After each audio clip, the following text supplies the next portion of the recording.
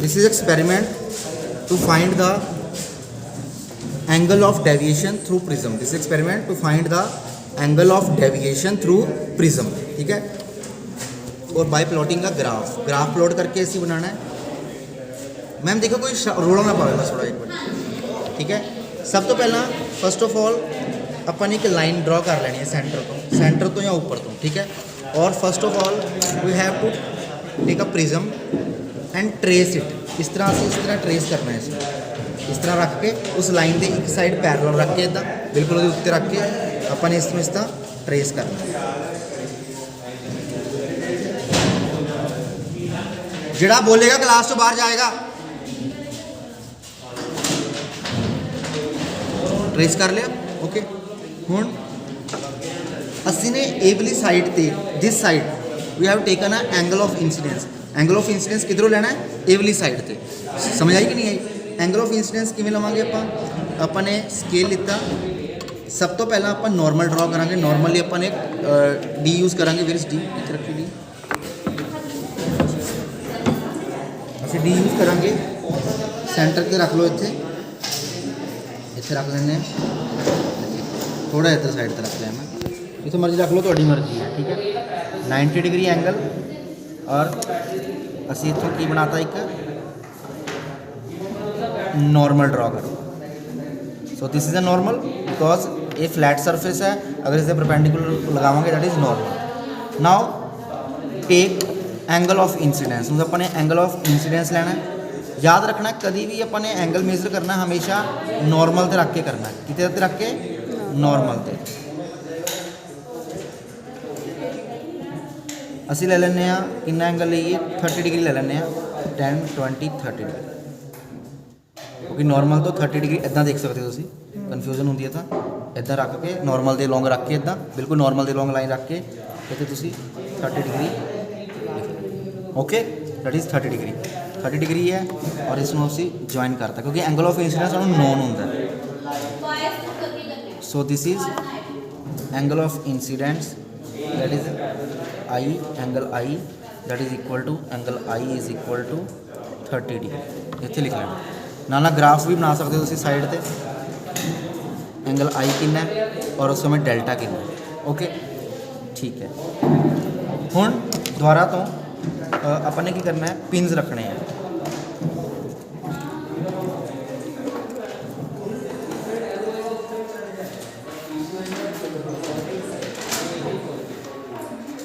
किसी भी दो पॉइंट्स से असी पिन लगा देने हैं बिल्कुल सीधे करके।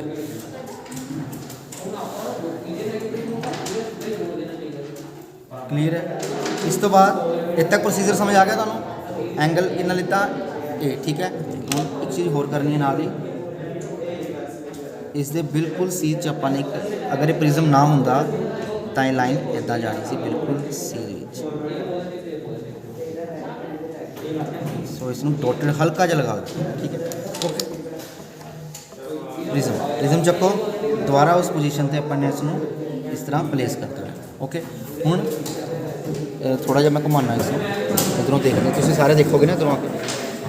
हुण अगर ध्यान रखना है, अगर देखो पहली गल तो प्रिज्म दे विच की कन्फर्म होना चाहिए कि अगर ये प्रिज्म है, अगर लाइट इत्थों दी एंटर कर रही है, if it enters like this, तो वो इदा डेविएट होएगी, वो होर डेविएट हो जाएगी। मतलब उसी बेस के नीचों निकलेगी। अगर आ देखिए लाइन आ वाला एक आ फेस है, इसका एक आ फेस है, दो फेस ने, तो ये लाइन इधरों निकलनी है। बच्चे गलत देखते हैं, इधरों देखने लग जाते हैं उपरों, जो कि गलत हो जाएगा। अगर अपने इधरों इंसीडेंस लईए तो अपन इधरों वो रिफ्रैक्टेड रे मिलेगी। ठीक है, सो असी ने की करना है, हूँ आप थोड़ा नीचे इदा बैठ के थोड़ा इन्हू घुमाना है। और देखो तुम बिल्कुल पिन दिख रहे हैं जिसे सीध जिसे पिछला पिन नहीं दिख रहा, वो सेज आप पिन कर देना। फिर देखो जरा सारे चेक करो, प्रिज्म के थ्रू दिखाओ, वीडियो भी दिखाओ, वीडियो आना चाहिए। उधर हो थोड़ा जा, हाँ बिल्कुल दिख रहे हैं प्रिज्म? नहीं हजे नहीं आए सीधे, सेज लेके आओ, उधर जाओ थोड़ा और थोड़ा। हाँ ऐसे देखो बिल्कुल सीधे दिख रहे हैं पिन, देखो जरा सारे, पिछला पिन तो नहीं दिख रहा। नो, ਇਹਦਾ मतलब ਹੁਣ ਆਪਾਂ ਕੀ ਕਰਾਂਗੇ, थोड़ा पिछे रख इतने रख इसनों इतने ਵੀ ਜਿੱਥੇ ਹਾਂ ਹੁਣ ਇਸ ਪਿੰਨ ਦੇ ਬਿਲਕੁਲ ਇਸ ਪਿੰਨ ਦੇ ਬਿਲਕੁਲ ਸੇਧ ਵਿੱਚ ਆ ਦੇਖੋ ਬਿਲਕੁਲ ਸੇਧ ਵਿੱਚ ਸਾਨੂੰ ਪਿਛਲੇ ਪਿੰਨ ਨਾ ਦਿਖਣ ਆਪਾਂ ਨੇ ਇਹ ਪਿੰਨ ਨੂੰ ਇਦਾਂ ਆ ਰਿਹਾ ਬਿਲਕੁਲ ਪਿਛਲਾ ਪਿੰਨ ਦਿਖ ਰੁਕ ਗਿਆ ਨਾ ਇਦਾਂ ਇੱਕ ਹੋਰ ਪਿੰਨ ਲਗਾਉਣਾ ਫੜਾਇਆ ਇੱਕ ਪਿੰਨ ਹੋਰ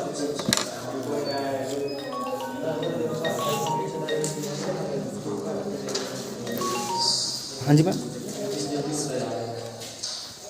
मैं वापस करती सी करती सी वापस हाँ जी हाँ जी देखो सारे आ गए बिल्कुल पिछले पिन दिख रहे हैं हम थोड़ा जहा शिफ्ट करो पैरेलैक्स दिखाओ थोड़ा जहा बिल्कुल सारे पिन सीधे से लें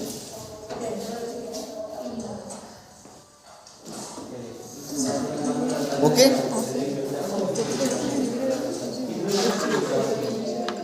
ठीक है गर्ल्स देख लो एक बार सारे ओके पिछले पिन अपन देखने चाहिए उस तो बाद अपन ने करना है बस एक्सपेरिमेंट मोस्टली खत्म हो चुका है बस हम उस तो बाद कैलकुलेशन रह चुकी है हटाओ इसनों ओके सब तो पहला पिन कढ़ना सर्कल लगा लेंगे दूसरा पिन कढ़ना और इतने सर्कल लगा लेंगे याद रखना है मैं जो दसिया इधरों देख रहे हो तो इधरों ही angle of refraction angle deviation मिलेगी चलो अपने हुण की करना है इसनों ये ਜਿਹੜੇ दो लाइन्स ने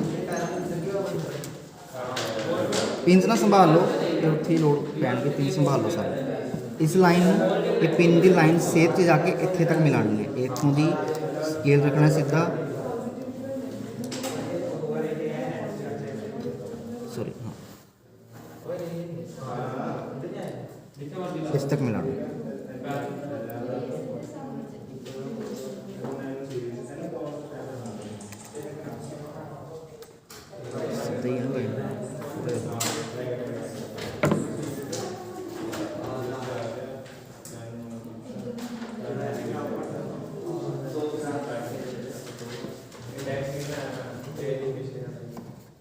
ये पिन कटो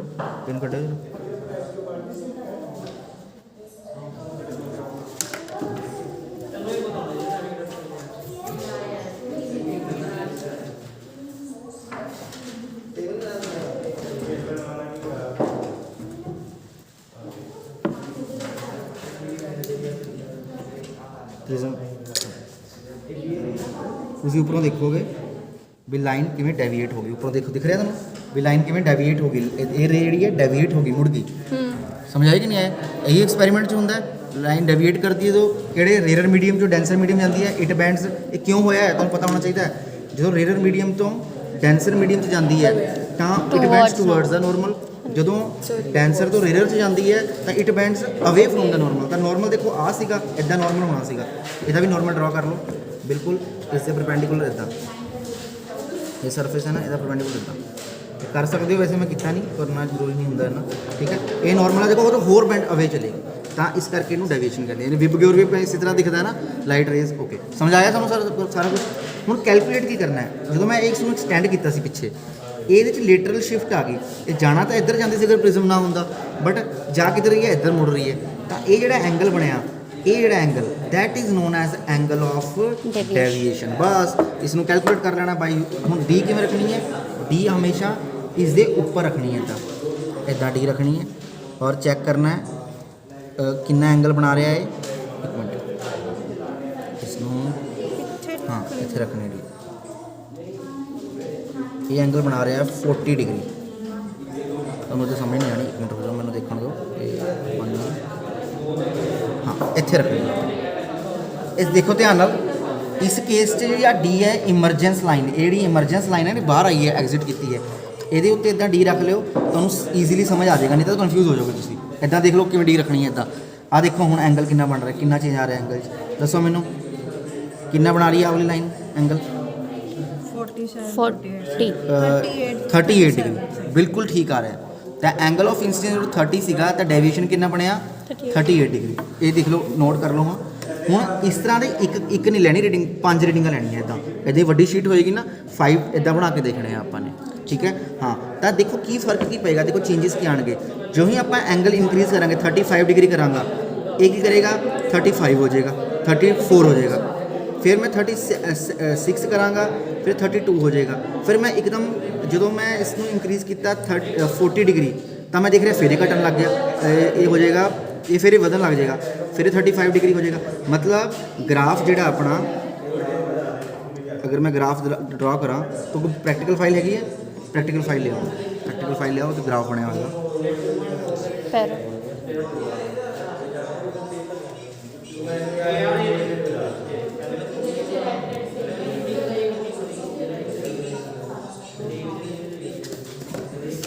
प्रिज्म वाला खोलो जरा, कोई नहीं चलते रहते वीडियो, कोई गल नहीं, सब रिकॉर्ड रह जाएगा बढ़िया। हाँ आई रीडिंग देख ली पहले आप, देखो रीडिंग जो 35 डिग्री लिखता सी angle of incidence, angle of deviation कितना आ रहा है 45 डिग्री। 40 करांगे ਵਧਾਤਾ, फिर घटना स्टार्ट हो गया, फिर होर ਵਧਾਤਾ, फिर ਵਧਣਾ स्टार्ट हो गया, फिर ਵਧਾਇਆ, फिर घटना स्टार्ट हो गया। ਤਾਂ ਆਪਣੇ ਕੋਲ ਜਿਹੜਾ ਗ੍ਰਾਫ ਆਇਆ ਇਸ ਤਰ੍ਹਾਂ ਦਾ ਆਂਦਾ ਗ੍ਰਾਫ, ਇਹ ਗ੍ਰਾਫ ਨਾ ਇਦਾਂ ਦਾ ਆਏਗਾ।